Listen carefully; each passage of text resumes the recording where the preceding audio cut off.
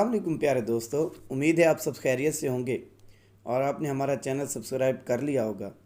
اگر ابھی تک آپ نے ہمارا چینل سبسکرائب نہیں کیا تو آپ سے گزارش ہے کہ ہمارے چینل کو سبسکرائب کر دیں۔ پیارے دوستو، یہ قدرت کا قانون ہے کہ اس دنیا میں جو بھی آتا ہے اسے ایک نہ ایک دن لوٹ کر واپس اپنے خالق کی طرف جانا ہے۔ موت کا ذائقہ ہر ذی روح نے چکھنا ہے۔ فرمان مصطفیٰ ہے، جب آدمی پر نزاع کا وقت طاری ہوتا ہے، مطلب موت قریب ہوتی ہے، تو اللہ عز و جل اس بندے کی جانب 5 فرشتے بھیجتا ہے۔ پہلا فرشتہ اس کے پاس اس وقت آتا ہے جب اس کی روح حلقوم تک پہنچتی ہے، یعنی حلق تک آ جاتی ہے۔ وہ فرشتہ اس شخص کو پکار کر کہتا ہے، اے ابن آدم، تیرا طاقتور بدن کہاں گیا؟ آج یہ کتنا کمزور ہے۔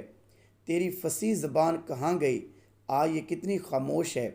تیرے گھر والے اور عزیز و اقربا کہاں گئے؟ تجھے کس نے تنہا کر دیا؟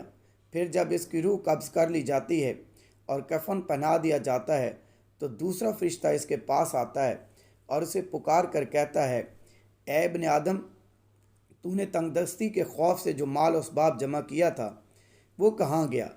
تو نے تباہی اور بربادی سے بچنے کے لیے جو گھر بنائے تھے وہ کہاں گئے؟ تو نے تنہائی سے بچنے کے لیے جو انس تیار کیا تھا وہ کہاں گیا؟ پھر جب اس کا جنازہ اٹھایا جاتا ہے تو تیسرا فرشتہ اس کے پاس آتا ہے اور اسے پکار کر کہتا ہے، اے ابن آدم، آج تو ایک ایسے لمبے سفر کی طرف رواں دواں ہے جس سے لمبا سفر تو نے آج سے پہلے کبھی طے نہیں کیا۔ آج تو نے ایسی قوم سے ملے گا کہ آج سے پہلے کبھی اس قوم سے ملا نہیں۔ آج تجھے ایسے تنگ مکان میں داخل کیا جائے گا کہ آج سے پہلے کبھی اس تنگ جگہ میں داخل نہ ہوا تھا۔ اگر تو اللہ عز و جل کی رضا پانے میں کامیاب ہو گیا تو یہ تیری خوش بختی ہے، اور اگر اللہ تعالیٰ تجھ سے ناراض ہوا تو یہ تیری بدبختی ہے۔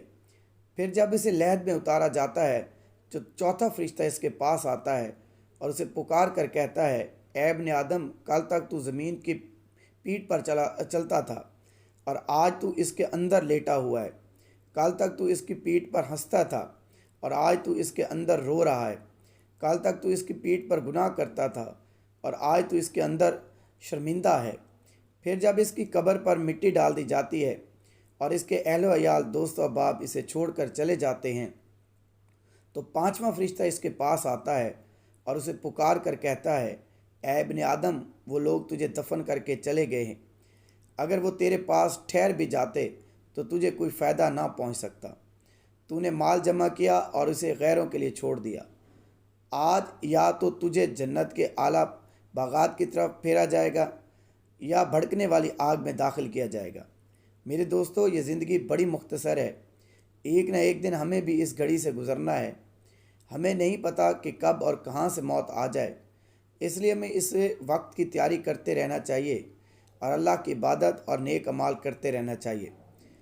اللہ رب العزت ہمیں ہدایت کی توفیق دے، آمین۔